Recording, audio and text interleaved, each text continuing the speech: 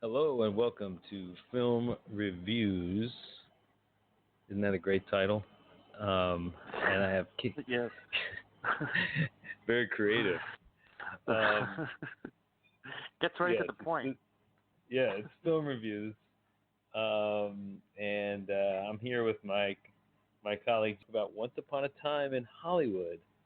That's still in theaters today, and I actually just got a chance to see it again today Oh for my this. God.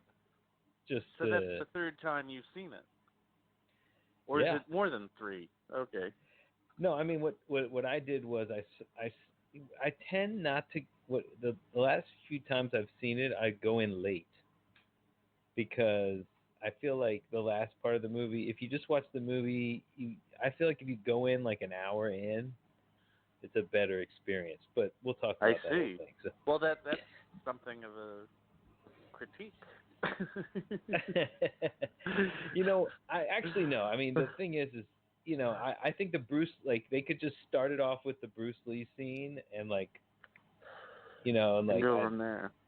and go from there. But because it's weird. It's like every single time that I've kind of crashed the movie on late, I always come in right as that scene's about to start.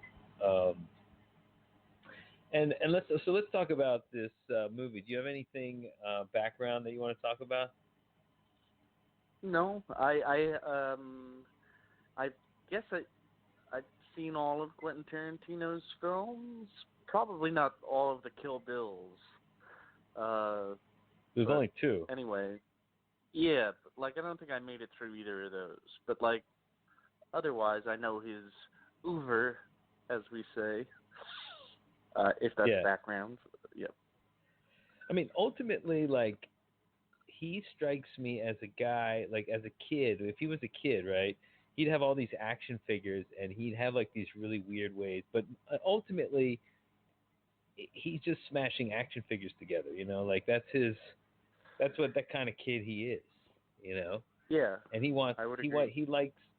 he likes to take these characters and he thinks of them in his mind. I mean, I don't know who he originally thought he was going to play all these parts, but uh, probably he already had these actors in his mind, DiCaprio and Pitt, and I don't know about Margot Robbie, but so apparently she wrote a letter to Tarantino saying she really wanted to be in one of his movies, and he's like, "Hey, why don't you just be Sharon Tate?" So um, they this is probably like resurrected a resurgence, of Sharon Tate, also of Helter Skelter. I don't know. Have you ever seen that Yeah, movie? there was some movie called Charlie Says that just came out. I guess it's probably like the 50th anniversary of all things 1969. So Right. maybe that's why. I Yeah, mean, and I don't find Charlie to be that fascinating, but he has certainly been around a lot lately. well, when Tarantino, I thought he was going to really just do a movie about the murders, Yeah, I did too. uh, I and was I thought, pleased to be mistaken. yeah, I mean, I guess it's in poor taste. He likes to do this wish fulfillment stuff, but ultimately, I mean, my question to Are you you going to is, spoil the movie? Is it that kind yes, we're of spoiling the movie okay, at this point. You okay, better have seen it. yeah, I'll write it on the description that it's a spoiler. yeah. But it's so the twist ending. Do you think he just wrote himself into a corner, or do you think that was always his plan? I think, um, like, uh, I think he only has so many arrows in his quiver. I think he's sort of bored with plot, and because this is very, very similar to his last two.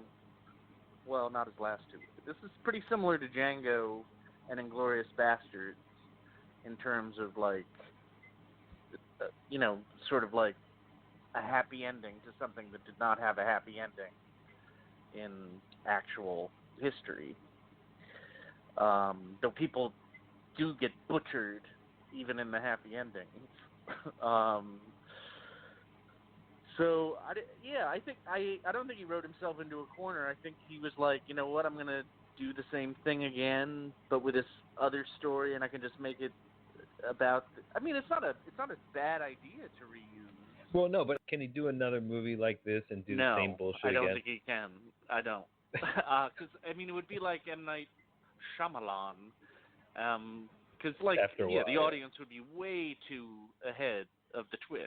After this movie, I didn't know what the twist was, and so the twist was effective. I mean, I didn't see it coming, but I wasn't that And surprised once. he to him is he does a great job of building up tension. There's that one scene where Brad Pitt is looking in on Bruce Dern's character, Yes. Vaughn, and he times everything perfectly so that when the TV is on some old timey show where there's some drama going on, the exact music is now the scene, is the Brad Hmm. Pitt scene of him going into the room. So it's like, it's like, so there's this No, like, that's one of the best scenes in the movie, easily. right, and then he releases it by being nothing because, and then Bruce Dern I think is great. I think he's actually better than than Burt Reynolds would have been. That So would have been this, interesting. I mean, I would have liked to have seen both. I like Burt Reynolds. he hated apparently doing Boogie Nights. He thought it was the dumbest movie. Yeah. Well. Yeah. It was. Yeah. He wasn't very gracious about it. I don't Yeah. know. I think Boogie Nights is. I liked it at the time. I won't get into Boogie Nights, but he's very good in it, though. He's a good Well, actor. I He mean, was a good actor. people compare the two directors a lot. So, Yes, I think so. and you could argue they're both Scorsese ripoffs. But and Influence, have you ever heard definitely. Scorsese say anything about Tarantino? I don't know that I have actually. It's a good question. I mean, I haven't looked for it, but I've seen other directors, like I've seen the Coen brothers talk about Tarantino, but no, What have they not. said? But they were gracious. I think it was like right after Pulp Fiction, and I remember Joel Coen saying it was great. Um, so they both like thought Pulp Fiction was a really good movie. I don't know what their opinions were of other movies, but Clint Eastwood was talking about being at Cannes, I believe, and everybody was watching all these movies. You got to watch like a ton of movies with a bunch of people, and you're like judging them. And he's like, yeah. dude, when Pulp Fiction came on, it's like that just blew everything out of the water. Um, so even Clint Eastwood I mean, knows I that. remember seeing that for the first time. That movie was awesome. I mean, it was like I don't know. I mean, that was a great movie uh, in a way that perhaps this was not as great, but enjoyable. Well, that's a lot of people are saying that. Some people think Reservoir Dogs the best. Some people think Pulp Fiction. It was weird because I watched Pulp Fiction with somebody who had never seen it. Some, new. What are they?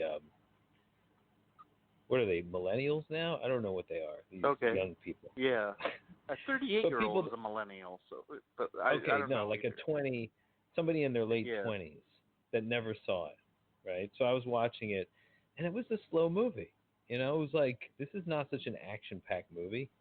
Mm-mm. Um, and It's got some flab. even that, yeah, which people think is a Yeah. perfect thing. Now this one is okay. It's totally self-indulgent. No one's going to tell him to cut anything.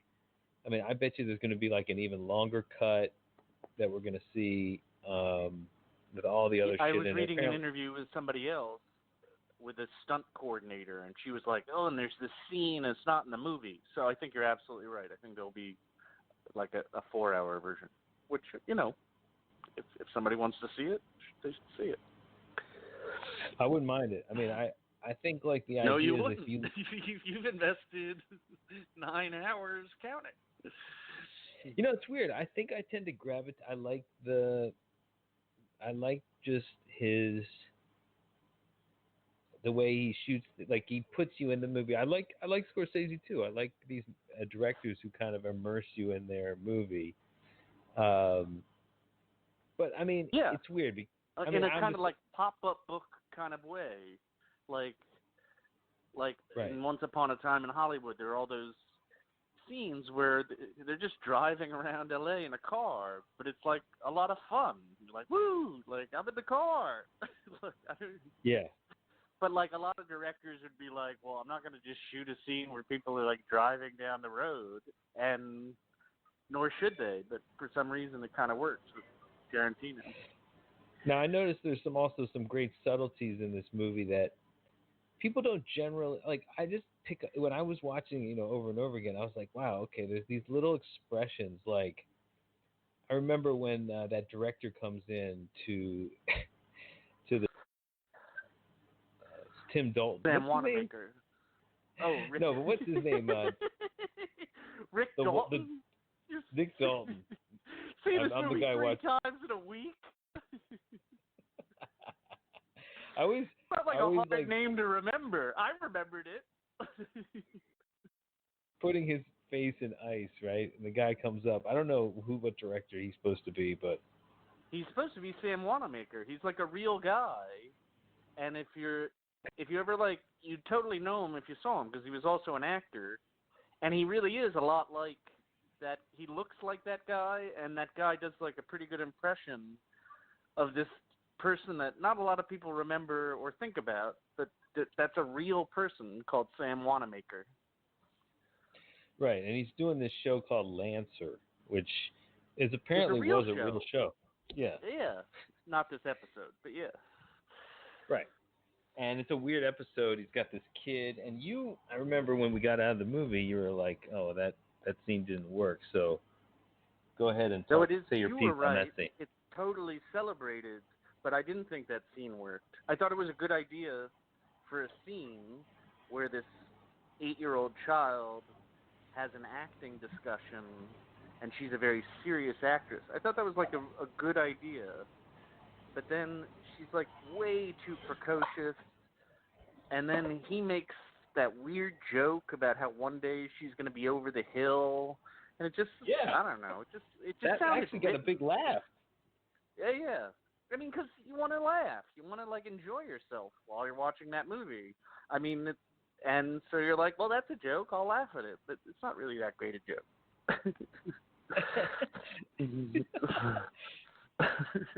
It could be. That whole scene could have been like twice as funny if like she So were a how would little you have more written low it? key. I would have had her say about half as much shit as she said. And then like he was I thought Leonardo DiCaprio was really terrific for the whole movie. I thought he was really good in that scene.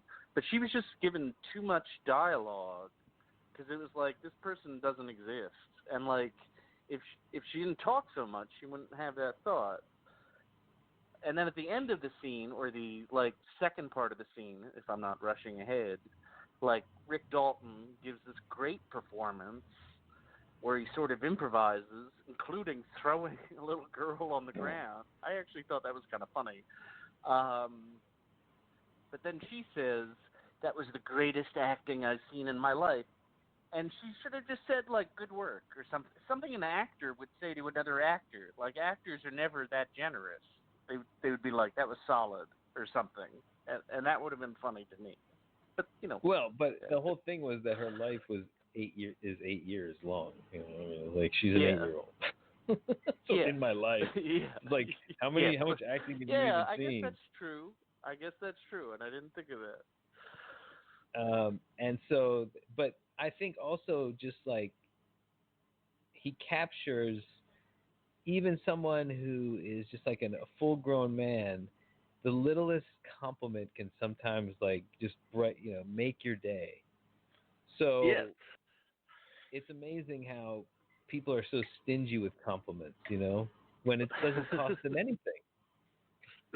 That made me reflect on that. But now I look at like his portrayal of this guy. He's supposed to be like a Burt Reynolds, Clint Eastwood, Steve McQueen kind of guy, right? I mean, like Yeah. an amalgam. So Burt Reynolds because Burt Reynolds actually had his own stuntman for a long time. So I was thinking this this movie could use a prequel, right? Like of their bounty law days as stuntman and stunt double because they have a long history. You could do a whole I, series.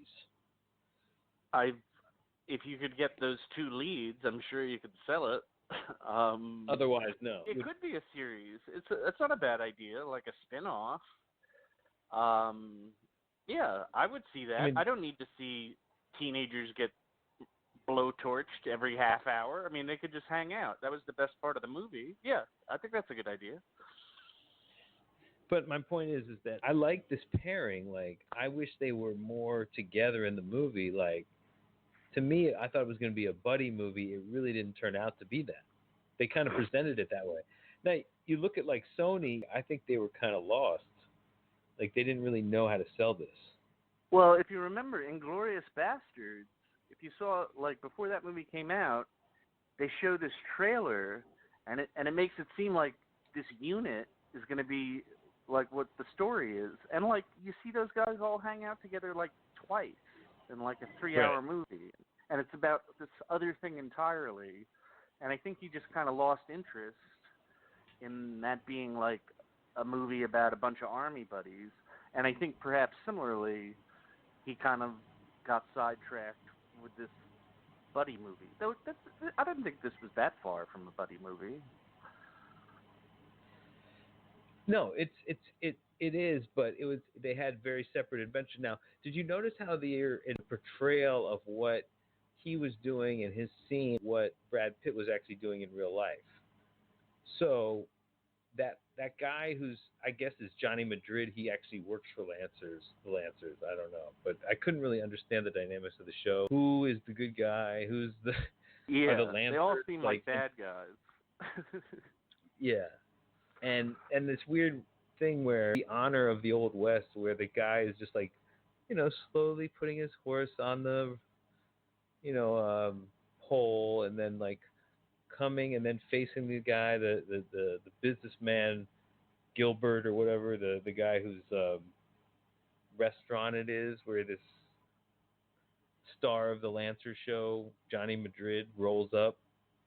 That scene is completely, first of all, that scene of his horse coming in is paralleled by the scene of Tech's horse. I see. And then like the Lancer Ranch gets taken over by the Caleb, who's played by Rick Dalton, and then it also gets taken over. So Dalton is Manson? His character, yeah, Caleb is Manson, right? And he looks like him. He's got the mustache. I mean, he's got the long hair. That sounds yeah. So, so Brad Pitt is playing the part of the guy from Justified? yeah, Justified. Timothy Oliphant. So he's playing Timothy Oliphant in real life. Whereas What happened? What does Timothy Oliphant do in that scene? I can't remember. he's like Lancers. You're pushing. We're here. You've taken over a Lancer ranch, and Caleb is this outlaw who's just bullying this family called Lancer. I don't, doesn't make any sense.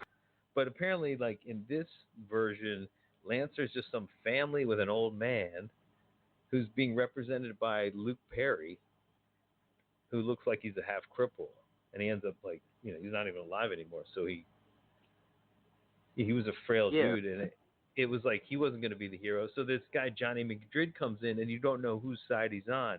He's even intimating in the conversation in the scene that he's going to go over to Johnny Madrid's side, but ultimately Johnny Madrid knows that this dude is actually a Lancer plant. So, wow. That makes the movie much richer. I didn't think of any of this, and I should have maybe, because it's like, why are we spending so much time on this dialogue?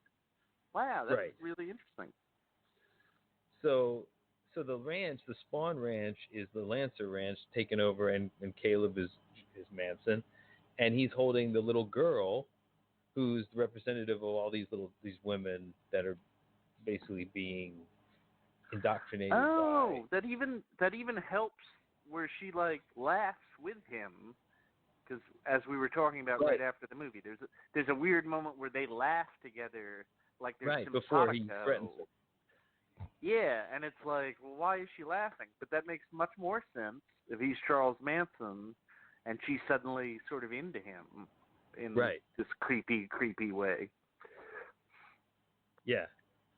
And then so and the old man is, that they refer Of to, course. who's supposed to bring the Yeah. money, the 50,000, is Spawn. Yeah. Now, also, there's the whole subplot of Sharon Tate and her relationship with Sebring and Lansky. Polanski. Yes. They have a few scenes with the guy, and you look at Polanski, and he just seems like kind of like a.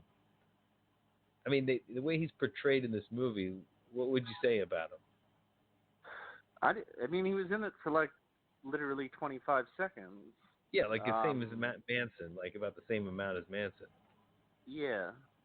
Yeah, I didn't really get an. I mean, it was like they got an actor who looked vaguely like Polanski and was like a little guy, but that was about it. And he was dressing up like an English, like a lord from like the 1800s or something, with some ruffled ass shirts, and I mean, he was Yeah. seriously dressed like he was in knickers or something. I mean, Yeah. um, Yeah, I think he was like very of that scene. I mean, yeah, I'm sure he probably did dress like that. so Damian Lewis plays Steve McQueen, and he looks exactly like him. He's got the exact same facial structure. He looks exactly like him, and he talks exactly like him. In some ways, that was my like favorite 40 seconds of the movie. Like, because Damian Lewis is a really good actor, so he's really impersonating Steve McQueen, who he happens to also look like crazy like. But just the way he like points and talks and like it was Yeah, holds a amazing. Cause cigarette. yeah, Yeah, he did a great job. He should do yeah. like a Steve McQueen movie or something, like play Steve McQueen. Yeah, no, I mean, I could have watched it all day. I was like kind of pissed off. I was like, oh, I think that's his only scene. Um, Yeah. And the thing is, it's like these people are like, you think about it, it's such a double-edged sword. Like this guy who's playing Manson's like, I'm in the new Tarantino. I play Manson, and he's doing the Manson murders. Like, no, like you're gonna be in it for you're gonna be on set for a day. yeah, there's an Go ahead. article about what you're talking about that I sort of prepared for our talking about this. Um, but I read like about how Tarantino likes to, if you will, flex with casting. Like he gets whoever the hell he wants, and I'll have them in the movie for like 15 seconds, and it's like he's the honcho, and it's like you're Damian Lewis and you're hot shit, but you're only going to be in the movie for 15 seconds, and you're even Al Pacino, and you're going to get like one scene. Like he tells Rick Dalton, you're getting beat up by this guy, and you're getting beat up, and like the audience, they see the guy from Bounty Law getting sent out to pasture. And the thing is, his little lecture is really fucking up Rick Dalton. Hmm. That's what I like about that scene. It's just like he's just a salesman. He wants the guy to go out and do spaghetti westerns. Oh yeah, So you can tell he doesn't. It's just business to him. Like he doesn't. right, but it's not true. Like he could very well go on for years and years being a heavy in many shows and do just fine. Looks like he can actually act too, to some extent. Yeah, no, he fuses with Leonardo DiCaprio in that one scene. I mean, Rick Dalton really is very good in that one scene, at least. Um, I like also that I thought one of my favorite scenes too was the reminiscence that Brad Pitt has on the roof about why he's blacklisted. Yes, And there was the whole Bruce Lee scene from. So, what did you think of that? You thought it was mean to Bruce Lee? I I liked the scene. I thought it was strangely mean to Bruce Lee. I think the legacy of Bruce Lee will outlive this movie, but it just seemed like a strange guy to like pick a fight with uh, figuratively. Like who doesn't like Bruce Lee? I mean, and apparently Quentin Tarantino doesn't. I mean, and it's Well, like, okay, but you're kind of losing me because I like Bruce Lee, and I don't even care about this crap. But like Bruce Lee seems like a cool guy to me. now he addressed this, and he said, Yeah. "Look, Well, I that love doesn't Bruce. make it. But well, yes. Okay. What did he say? I'm sorry. I love Bruce Lee. He was arrogant, and he was also. He did say that he could destroy Muhammad Ali. Yeah. Uh, It's so he can do what he wants. I will say that. I'm not gonna be like, how dare he? But he dared, um, and he's gonna pay a little price. It just seemed kind of strange, but it's a good scene. It definitely is. If I didn't know who Bruce Lee was, I would have enjoyed it all the more. he says, he's like, look, Brad Pitt can't beat up Bruce Lee, but this is a fictional character.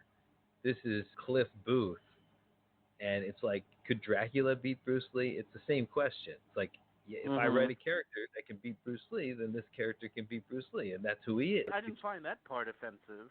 I just thought like he was a little, he was like such a jerk. It was like I don't know. But it's a good scene, and I really don't care. But it's like it just seemed like an odd choice. But we're talking about it, so maybe it was a good choice. I thought it was just a classic kind of like exciting, hand-to-hand combat. And it was. See, I mean, it would have been unforgivable if Bruce Lee sucked at fighting. And it was like, wow, this guy's fighting Bruce Lee. That part was good. right, and he Um, was no, and he I was just kind thought of it was winning. like, wow, yeah, yeah. No, he was.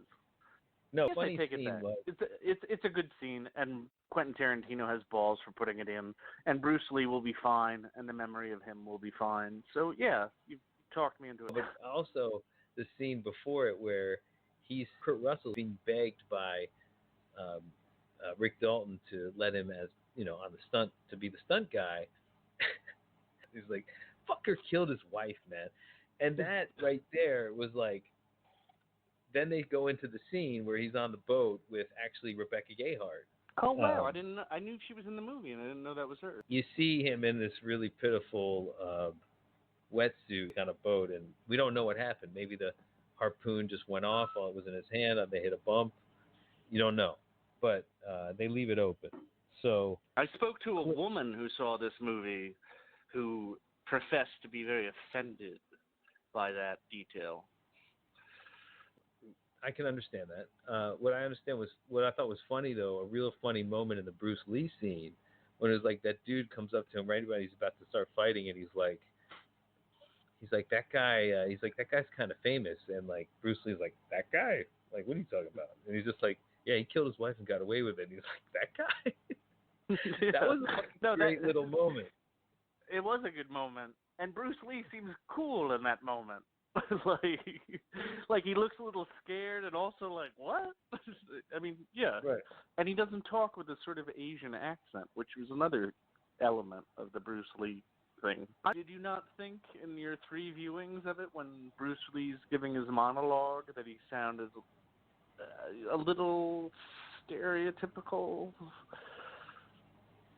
Well, Perhaps nitpicky. I don't know. the guy Like Bruce dropping brought. R's and things, but maybe that's accurate. I see. You thought it was like breakfast at Tiffany's, kind of. Like slightly. I mean, the actor was actually Asian, but just just a little bit. Right. Right. Yeah. I think you're right. I mean, there was a stylized quality to his performance, but I thought it still captured the Bruce Lee. I think he did a great job, Mike Moe, Yeah, and I could see him playing Bruce Lee in a like a full on Bruce Lee movie. I mean, I feel I for the don't. guy because he must be going around being like, "Yeah, I'm in the new Tarantino. I'm Bruce Lee." It's like, "You son of a bitch!" like, Yeah, you like, let him oh, desecrate but the I'm memory. Bruce Lee in a Tarantino movie. Like, why is it this an absolute good? Yeah. But it was it was there basically as just to show you that Cliff Booth can take care of himself, and within that too is his extreme agility in getting up to the roof. So this guy's basically Yes. the superhero. He's a superhero in this world of Tarantino. This we found the dude who's like the most formidable. Now, they also say he's a war hero, so he must have been, I guess, fighting in the Korean War, I would imagine. Yes, I would imagine as well. And there's some who believe, I think, the sergeant in Inglorious Bastards, the guy Brad Pitt The plays, yes. is supposed to be his dad. Okay. That And would make sense. Floyd There's a family resemblance. and Floyd from True Romance is supposed to be the son of Cliff Booth. I'm just like, this is like the So, someone, I guess, Tarantino someone extended online said universe. that. Yeah. Huh? But that's just because but that's, I mean, the reasoning behind that is like, I mean, that makes it seem like Calvin Candy is the great grandfather of Rick Dalton, because they're both played by Tarantino, which maybe they are. Not Tarantino, DiCaprio, excuse me. Yeah, I mean, apparently, I think the guy, the English guy with the three glazer, gets shot in the basement bar. Fassbender is supposed Fassbender, to, yeah. yeah, he's supposed to be the son of Tim Roth's character in The Hateful Eight. So just weird connections there. Yeah. But so you have this Cliff Booth guy who seems like the ultimate like dude you want to be. Yes. As like there's something. I mean, he's very much a Western figure. Like almost like a strong silent type. You know. Yes. Uh, Now he has this scene with his dog where he's dog not to whine. What did you think of that? Do you think it was just Oh, extraneous? I don't know. I thought it. I mean, the dog is going to play a role later in the movie. It's a movie starring Brad Pitt as the coolest guy in the world. I actually appreciate a scene or two where he's just hanging out, you know, with his dog in a trailer having beer. I mean, that was like a very enjoyable scene, I thought. Yeah, and I thought it was like I think there was a lot of messaging going on there, just about the Zen-like quality that because Rick Dalton is just like freaking out. Yeah, he was very thin-skinned. He cried at the drop of a hat. Yeah, he was not stoic at all. He couldn't handle anything. Yeah, and he has this guy who's just like going with the flow. Like he doesn't. It's like he doesn't even think about his future or past. He just like moves on, and he seems perfectly And when he content. almost dies, he says, "Hey, it wasn't my time." Like, I mean, that's his philosophy. Like, all things were meant to be. And he doesn't sweat at anything at all. Um, and it just seems like Rick Dalton, on the other hand, is like every little thing is a fucking crisis. I mean, when that scene where he like he says the wrong lines and then he goes into his trailer and Improvised, I read. oh Yes, and Tarantino doesn't do that much, but just let DiCaprio just roll with it. and He was I great. had One of the best scenes. Another, now that we're talking about it, another very good scene in the movie. he's like, if you don't fucking get those lines right, I'm gonna blow your goddamn head off. And to think that's Like, improvised. yeah, like blood all over your pool. And then you look at his life, and he's just sitting there reciting his lines, floating in his nice. He owns the house. He doesn't have to make any payments Oh on yeah, it. if he could just relax, he has a Right. great life. As Cliff points out, like, I don't really understand what you're so stressed out about. You'll get to another country. They want you to go there. They want to give you money to come, and he ends up going anyway, and it's like a good experience for him. I imagine it would be a good experience. I mean, like, yeah, going to some other country and being treated like a god. Right. but he just like looks at it like, it was just at the beginning of the spaghetti western thing, but he captures it very well.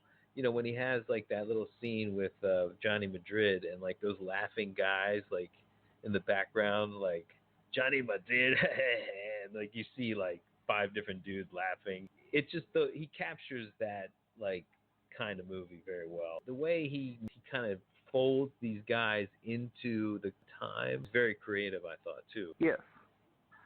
And I think it's probably, I mean, not that I really know what I'm talking about, but I'm Quentin Tarantino would. I imagine actors' egos are insanely fragile, and they're never happy. Right. And you look at Tarantino. I mean, he in many ways Rick Dalton is representative of him because he's aging out. Like, Yeah. you think about it like that stupid fucking Hobbs and Shaw movie. Their opening like destroyed the opening of this movie. Like, Yeah. Tarantino isn't the hot commodity that he was. Well, to be fair, he was never like a total moneymaker. I mean, he always did well. But I do know what you mean because like in seeing this movie, I felt like, and I work with like college age students, and none of them have seen it. None of them give a shit. Like Exactly. like, oh, was that good? Yeah, like when we were in college, he was like the guy, and now the Yeah. guy, I don't know who it is for college people, but like it's almost like they don't even have a guy. Yeah. He's been passed by. It's now he's just kind of doing movies for buffs who like movies. It's a very niche, but I think this movie's doing better than It did. expected. Don't you? Oh yeah, it performed well. And he's arty. I mean, like his stuff. Like a lot of people aren't going to bother to see it because there's just like too much talking. Right. Just like not enough Yeah. action. Yeah. It's very. That's It's even true actually, of Reservoir Dogs. I mean, Reservoir Dogs is kind of action packed, but like this. I mean, you could do it as a play. There's like 45 minutes straight where they're just talking. and it's like, can he do a movie without a fucking Mexican standoff? Like, so at the Yeah. end here, basically it has one with Brad Pitt holding up a hand pistol, which I thought was very creative. It And is. he's laughing, and you have him laughing and being. So they come, you think they're coming to kill Sharon Tate, but they come in and he pulls out this cigarette that he bought from a hippie that was dipped in acid.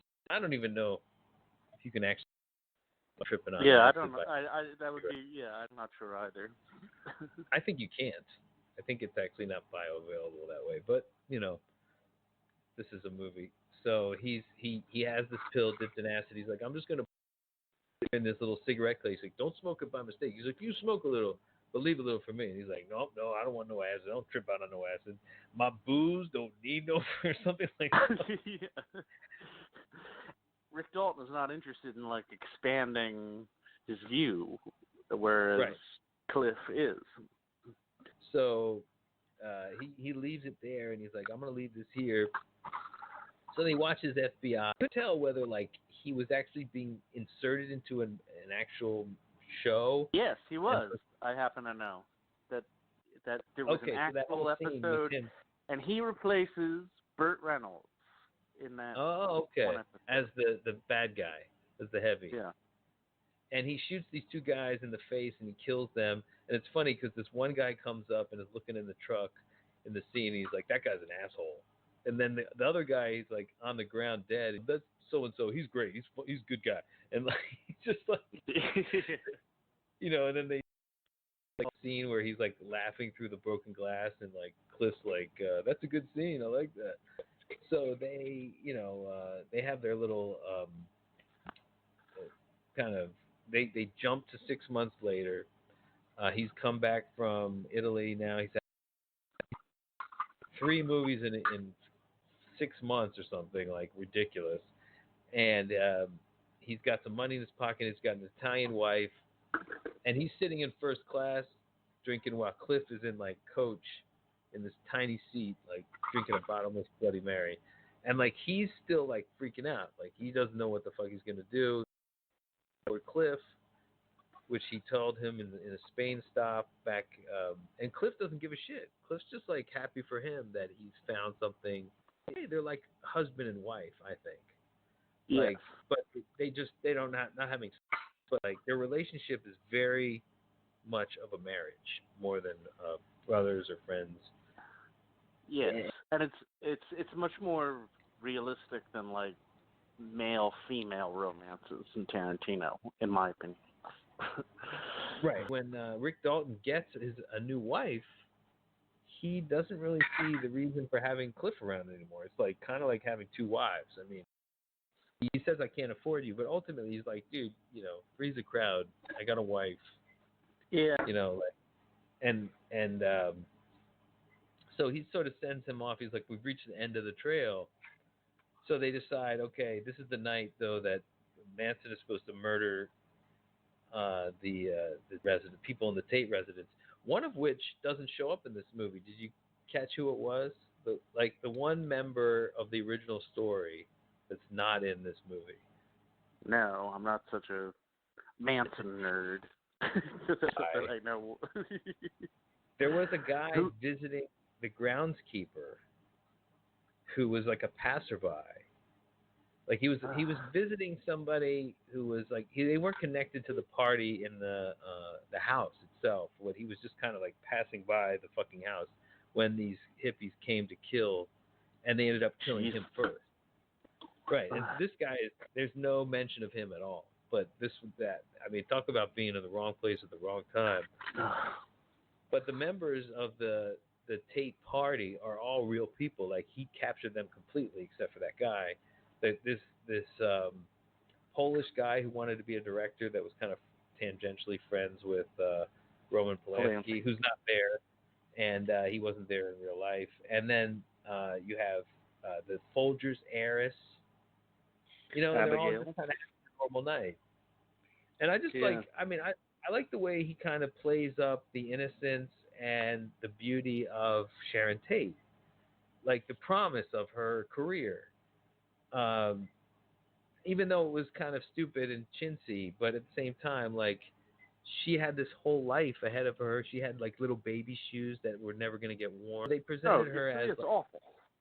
Right, like this beautiful thing to be slaughtered and sacrificed for, and then we're thinking that it's coming, and then when they finally come in on Cliff, and we know Cliff's a badass, we're just like, fuck yeah, Cliff's gonna fuck these people up. Yes. No, it is, and it is it's a total rush, because you're like, oh God, I don't want to see this. I was like, I'm not gonna see it. I'm gonna see these people get dealt with. No, and then Cliff is like, he's sitting there. Now I don't even know if he's like just tripping out really hard, or if that's part of his strategy to fight these motherfuckers, to throw them off.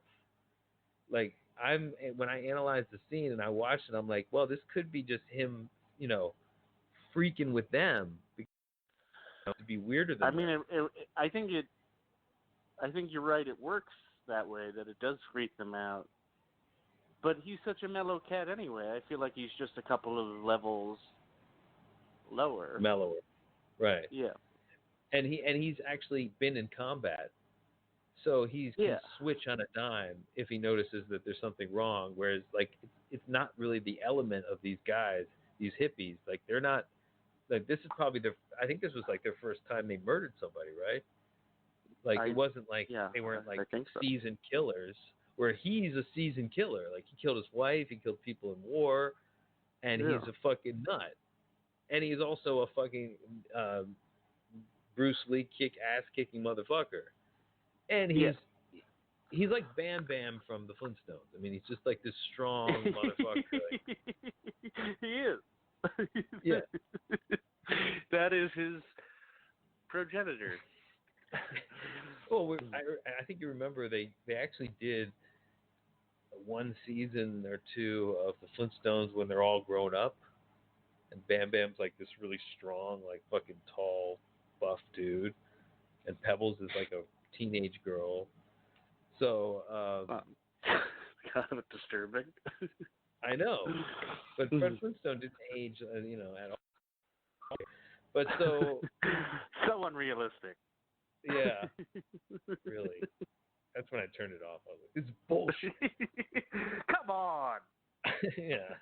Like, This no, there was caveman no wearing a dinosaurs and tie man and together. driving a little car whose ostrich talks to him is Yeah. not this age.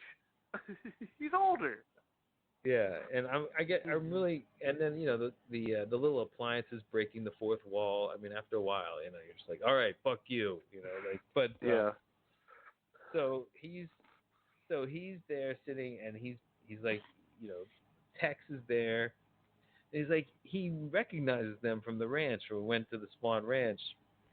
What was that scene where he beats up the guy at the ranch because he puts a knife in his Knife tire? in his tire. Hey, like that was a little tension builder. That just showed you that he is a bloodthirsty dude. Like, he likes to get in fights. This guy, and he has, and he might have some as chill as he is, he might have some pent up aggression himself, because when he finally does go to town on Oh these, my God. it's Such so overkill. Oh my God! Like, The and woman I would kind talk to who had seen the movie was like, the sound effects. My God. yeah, he starts to really get off on this whole Yeah. thing. Like, you can tell he's enjoying himself, just smashing these dudes and like ordering his dog with the Teenagers. right. And it's so unnecessary. Like, uh, they were Subdue them and call incapacitated, the police. right? But he's just gonna destroy these dudes and have them and just have them completely obliterated. And one of them goes into the pool. Now she's now no longer a threat, though she was shooting off a gun. So he comes in with the Chekhov's blowtorch and torches her and alters history. Yeah. So Every review I've read has mentioned how the audience cheers at that part, and the reviewer is always like morally superior, like, oh, But I mean, it's a little messed up. But still, if you're in for a penny, you're in for a pound. Like, I'm here for a Tarantino movie. He's blowtorching a teenager in a pool. It is what it is. Well, he's really treating her like one of these crazed zombies. Yeah. Zombie movies. Like, it Yeah. plays like that. It plays like a Night of the Living Dead type thing. And then the way he depicts these hippies and Rick Dalton's feeling toward them is he fucking hates them. Yeah. When he's asked to dress up like one, he really recoils. He's just like, "You want me to dress up like a hippie?" But he's just not digging the counterculture. Whereas Brad Pitt's like, "I'll fuck one of these hippie bitches. Like, they're hot." So he's I just look at it, the contrast of the two characters. It's very much like Fight Club in many ways, right? I mean, Ed Norton and him. I think you could totally write an essay how it's just like Fight Club. Right. Now, what other is this a genre movie? Is this fit into anything that I think kind of, yeah. It would be like a Western mode. I don't know if you've ever seen the movie Shane, but Shane is a lot like it's a good movie. And it's like the whole movie is like this good man who doesn't really talk much, but is like, reliable. Like, he's provoked and provoked and provoked, and he doesn't do anything. And then when he absolutely has to do something, he kills everyone with ease. Way to spoil that movie. I asked you 40 minutes ago if we're going to spoil the movie. Well, no, I'm talking about Shane. Oh, I'm sorry. Anyway. Yes, that movie that came out in 1949, I did ruin. I'm sorry, everybody. I see. So it is sort of like that. It's a good. I mean, it's a genre that should be resurrected from time. It's like really cathartic. Like, yeah, just seeing this person who's been pushed around, not take it anymore, and like realize that they could have done this at any point, but he's a good man. So you're just watching like a good man take care of evil people. So it's it's a good feeling. Right. So yeah, so that so a lot of people. I mean, my wife, she did not like it. She thought it was a big jack off. She saw it twice. She did because she and wanted you. Didn't complain at all. I was like yeah, okay. Anyway, but it's what do you think? Do you think maybe because I mean, based on the woman I talked to who had seen it, do you feel like maybe Tarantino and women don't exactly? It's not for them, and they don't like him, and perhaps he doesn't like them. I think like I said, he's that guy. He's that boy that mashes the action figures together. Like the little girl who plays with her dolls is not going to be really happy with that boy. Like it's like get the fuck away from me, like. And I think that boy doesn't really have that much to say to the little girl doll, like. Right. Because I thought of that after seeing the movie, like female characters in Tarantino movies are these kind of like dream women, but sort of is written by a man, if that makes sense. Like Uma Thurman in Pulp Fiction. Yeah. Like she's just cool as hell, as well as really hot. But like you can't. I mean, she's not much more than those two elements. It's a geek's version of women. Yeah. It's like you imagine every woman's like this femme fatale. Or he kind of jokes about how they're they rule the man, like Kurt Russell's wife. He comes like after Brad Pitt has that fight with Bruce Lee and she's yelling at him for denting her car. Do you know who she is? That actress? No. Because the actress is his stunt coordinator. So she's like the actual Cliff Booth in a way. Like she's a stuntman for real. Zoe Bell. Right. But when I just thought it was great when Kurt Russell comes in on the scene at the end and he's like, "How's it going, honey?" Like he's so cheery, and she's just like, "Don't," he's just like, "What the fuck is this guy doing on the set?" Just like, get him out of here. Kurt Russell, in a way, I think, is also playing possibly. I know what you're gonna say. What? The father of the dude from No, actually no, because you have to look at father of the guy from Vanilla Sky. No, but think about it. Like he said on some occasions that there's like the Kill Bill is a movie that would be watched in the Pulp Fiction universe, so it doesn't actually connect up with anybody in Pulp Fiction because it's like that's the kind of movie that they would watch Death Proof. So what I was going to say was his son is probably the actor who acted in Death Proof because that's a movie that they would watch. Okay. It occurs to me I haven't seen Death Proof.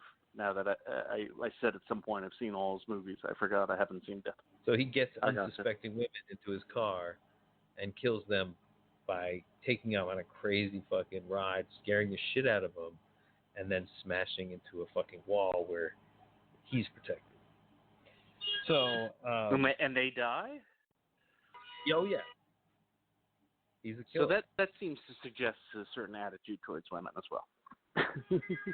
Hey, think about what he did. Uma Thurman won't even work with him now. Yeah, and I saw that clip. She shouldn't work with him. Why did she let her daughter? Well, I guess it's her daughter's choice. It's not going to say you can't work with him. She gets in and drives away the Manson Which car. Which is true to life, by the way, I found out. There was a Manson family member, or this is what I was told, who did exactly what she did. Well, I heard what this Manson family member did was actually go back up to the house while the murder was going on, and tell them that Mm. the cops were coming to try to get them to stop, and then she took off. But Ugh. that's my I know fucking What a happy I story. did you have you seen the pictures? Because like they're on the internet. Of the Manson And, murders? No. yeah, I never looked at them, and I just decided, let me just Wow, I man. can't believe you did. Were you not at all Well, freaked out about what you were about to see? I just didn't know you could see them. I mean, I just kind of was like, wow, And man, this they was really after just seeing the movie, I take it. This wasn't like 2 months ago. This was like the last few days. right. Okay. Yeah, yeah. I mean, I mean, it's not like I'm looking at them more than I looked at them once, and I was That's enough. horrified. And it was pretty disgusting. And all Have you because this guy seen could. photos like that before? I mean, have you looked at other murder scenes? Yeah, I I watched. imagine they're all pretty grim. Well, there's those Jack the Ripper ones, but anyway. So Manson, he couldn't get a record deal from this beach boy that lived at the house, and so he decided to kill everyone Dennis. inside that. Yeah. Yeah. So it's really his fault. I wonder if he feels any way guilty. Dennis died super young just by like toppling into the ocean. Really? Yeah, he drowned. A beach boy. What? Like how long ago? I know. It's like Not to chuckle, but there's certain irony. I don't know, like perhaps let's say 77. I don't know, but like he wasn't 40, or if he was like just 40. wow. I think one of the Beach Boys songs is co-written by Manson. I'm not No. kidding. Yes. Like he has a credit on it. I mean, this was obviously before like everything hit the fan, but I could be wrong, but I really think so because they really did hang out and like jam. And I mean, if Charlie Manson weren't a psychopath, he could have had like an interesting LA life, I think. But Yeah, especially because he basically could bring the women, right? I mean, they were all yeah, like he definitely had a lot of women like adoring him, and apparently he was throwing women to Spawn to he appease was. him so they could all stay there. Yeah, Um, that's true. so anyway, so yeah, so I mean, it's good to have another Tarantino movie out there. Yeah. He is better than most, I think.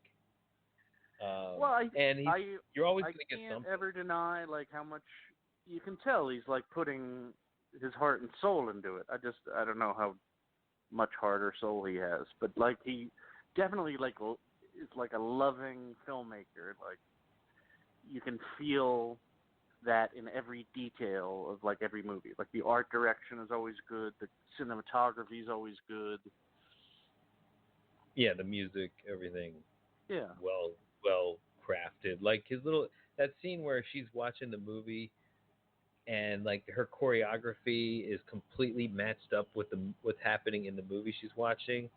That's really cool. Like the way he cuts that Yeah. in.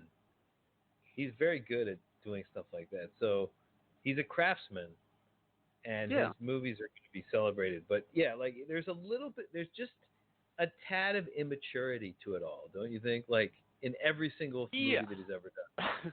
Like Arrested Development. Like Yeah, he's like an 11-year-old, like a right. gifted 11-year-old. Yes, and he's just like determined to give you his 11-year-old perspective in this grand way, and And he thinks he's a very smart 11-year-old, but he's not as smart as he thinks. Critics will just bring something up that if he could like artfully diffuse it, but he's just like, shut up. yeah, well, yeah. Well, I don't accept because they were giving him shit about like why he writes such thin female characters, and he's like, I don't accept the question. Like I don't accept Yeah. the premise of the question, or something like that. Okay, sorry. Yeah, and there's like one interview where he's like, I'm shutting you down. Like I don't know if you've seen that one. That's on YouTube. It was the Django one, right? Where he's like, I'm not your slave. It's like, that's a really tacky response. Like, you made some exploitation movie about slavery. It doesn't mean you know anything about slavery, really. Were they giving him shit about the N-word or something? Or what were they? I don't remember what they Gee, were. why would they do that? I can't remember. But he loves that word. No N-word in this movie. Not one. No, amazing. Are you? Oh, well, I guess I defer to you. Also, You've no seen black it 3 people. times. Yeah, not a single one that I can recall. Well, yeah, seriously. Jackie Brown was a fully fleshed person of color, but that was a book. And she's not black in the book. Right. But the movie is actually pretty faithful to the dialogue of the book. Okay, yeah, and he had Elmore Leonard to play off of there. And if you ever read Elmore Leonard, I mean, like, if you can't see Tarantino movies, read an Elmore Leonard book, and they're like, wow, this is a lot like a Tarantino movie. But well, what's interesting is Elmore Leonard has like a whole kind of extended universe, right? I mean, like that guy. Oh my God, yeah. The guy who played, the guy who plays the cop, Michael Keaton's character, he pops up in some other movie, like playing the same character, because it was also an Ray Nicolette. Yeah, like in a low key way, like Elmore Leonard probably has a lot more influence, and a lot of the same interests as Tarantino. Like Elmore Leonard wrote a lot of westerns, but he also wrote a lot of like crime things. Not to say that Tarantino's ripping him off. I think he just really, really, really likes him, and they're sort of similar guys. He looks like he's going to do a Star Trek, maybe? Next? Yeah, I'm so unenthused about that idea. But I never gave the tiniest shit about Star Trek, because I was 4 years old, and I saw Star Wars. And then it was like, oh, there's this thing that was made in the 60s. Like, yeah, you can keep it. Like, I'm into Star Wars. It's interesting. When I was a kid and Star Trek would come on, I would be kind of like, I'd try to watch it, but I'd just fall asleep or something. I mean, I never could finish the show. Yeah. You know, like I like Spock and his weird powers of like that thing he did with the shoulder. I always thought that was really cool as a kid. Like I wanted to be Spock. The Vulcan pinch. Yeah, and like you convinced it really could, like somebody could do it. You know, it was like real. I mean, I felt like his character, Fonz. You know, these are like our childhood powerful guys. Yeah. Tarantino's childhood. Yeah, and so even I think more. Yeah. And when you think about it, they've described Star Trek as a Western in space. So from that perspective, I love the way he critiqued the new Wrath of Khan. Tarantino really went after it. He's like, you go all through all this trouble to get Chris Pine and all the rest of the cast to do the exact characters from the show, and then you get Benjamin Cumberbatch to do Khan, like in a totally different way. It makes no sense. It's like, why do you have a McCoy lookalike? Why do you have a Hora lookalike? Why do you have all these lookalikes that are actually playing the actor playing the role? And then you don't get somebody like Ricardo Montalban, like you don't get Benicio del Toro to play Khan. That's a good point. That is a good. I always felt like there's Star Trek's, like, remember the Muppet Babies? Like that's how Star Trek movies look to me. Like, oh, you got a guy who looks like a young Shatner. You got a guy who looks like a young Spock. You got to play Ricardo Montalban Khan, man. Everybody wants to see that. I don't want to see that Benjamin sounds like a studio executive. Like get Cumberbatch. Like I mean, that was probably a business decision. I mean, it would have been even worth like Cumberbatch hamming it up to be like, Ricardo Montalban, whatever. He went after Simon Pegg, who's like, well, it's not going to be a Pulp Fiction in space, and he's like, no, it will be. It's like it's going to be a Pulp Fiction in space. It's like if I do it, that's what's going to be. So at least he's on it. I would just rather see him make an original thing. Yeah. I mean, he can probably make all those things happen. It just seems like a waste of his gifts. It feels like a stunt. Like, if it was a TV show, he should do an episode. But, like, I mean, a movie is like 2 years of his life. He should do another Elmore Leonard book. Yeah, and he's supposedly only going to do one more movie. He said he's going to like stop at 10. Well, Stephen King said that 25 books ago. It doesn't really mean anything. I think it's kind of like the Rick Dalton in him, where it's like I'm going to retire, and then just wait for everybody to be like, no. I see, like clamor for him. Like, all right, well, I guess we'll come back with another movie soon on this show. So, what's your like out of? I guess our scale is like 5 stars. You know, after talking about it, I like the movie a little more, so I will give it 3.5. So you were going to give it like a 3? I'd give it a very solid 3, but you gave me stuff to think about. Yeah, one thing we didn't talk about that I didn't like about the movie is, and that's kind of petty to end on that, but I thought they could have done more with Leonardo DiCaprio gets married, and then Brad Pitt is this third wheel, and there's really like no relationship between Brad Pitt and the new wife. She doesn't resent him. She doesn't want him. Like, they just didn't really seem to do anything with that. Well, he was moving on his way. I mean, that was his last night. I guess. Yeah. But in a way, like, he doesn't. He only gives her up. Remember when they come into this house and they're like, "Is anybody else in the house?" And he's just somebody sleeping in the back, and he doesn't give up Rick, who's in the fucking pool. That's interesting. Right. So he's ready to sacrifice her. So maybe he's trying to get her out of the picture. Yeah, he killed one woman, for being kind of a bitch. Like, why not another? I thought it was interesting about how these followers, these Manson followers, like, they reacted to authority and strength, and they completely cowered in the face of it. Even Leonardo DiCaprio, with his fucking picture of Margarita, was in his robe, was very intimidating to them. And they had the gun and they didn't use it. They didn't just shoot him right there, like something about the authoritarian nature of the person dazzles these cult types.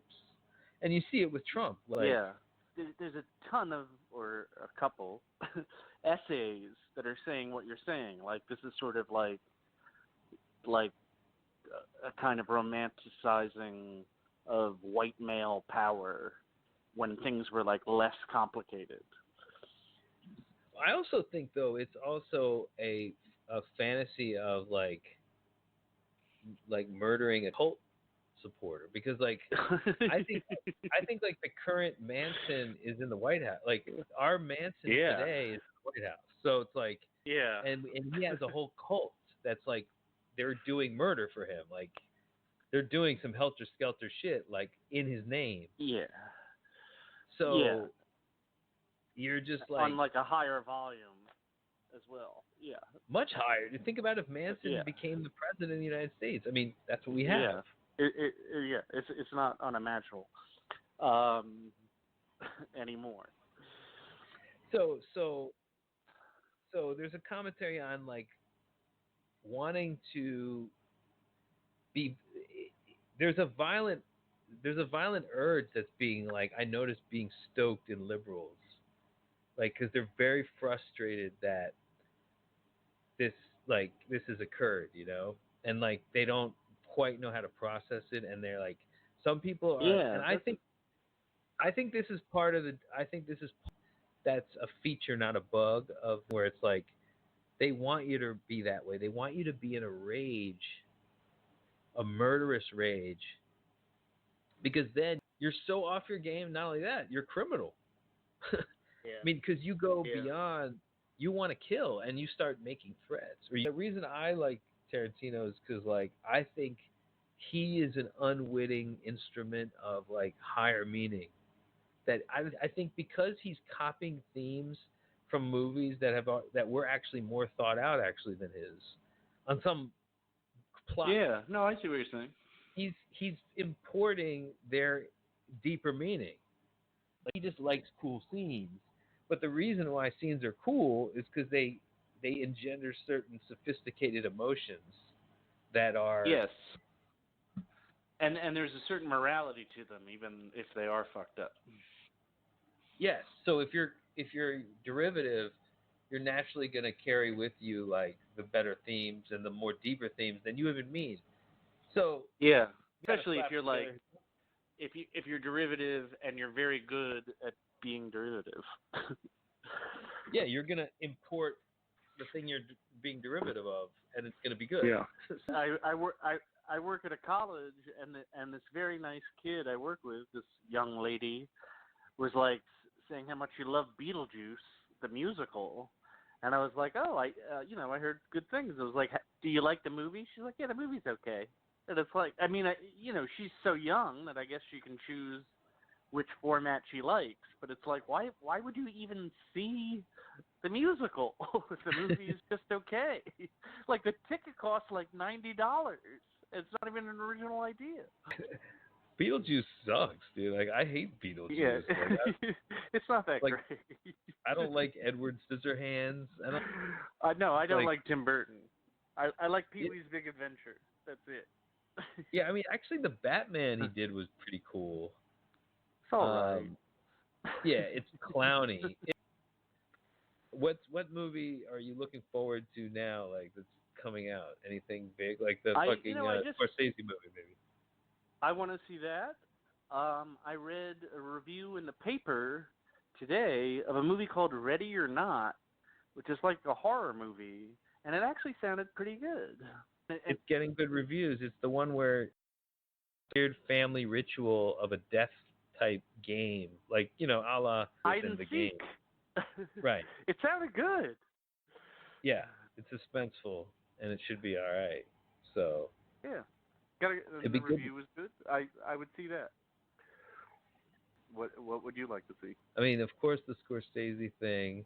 Although I'm really afraid I'm going to be like terribly disappointed by it. But It's not going to just suck shit. I mean, it'll be like an interesting failure if it fails, and it might be good. you I want want to see De Niro in a good role again in a big way. I love watching that guy when he's in a good role, and if he's not, it's kind of a waste. I saying know like it was the different.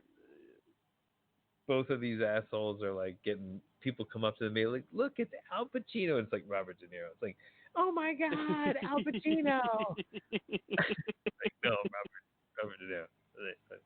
Oh, all right, I'm Robert. Whatever. one of the most famous actors in the world. But you know what I mean? Like I'm sure they get yeah, that yeah, all totally. the time. Just like, oh my God, it's Al Pacino. Oh no, Rob. But anyway, so cool, man. We'll talk soon. Thanks for coming on for this extended interview here, and I'll talk to you on the other side. Okay, man. Good talking to you. Goodbye. Yeah. Talk to you later. Thanks, kids.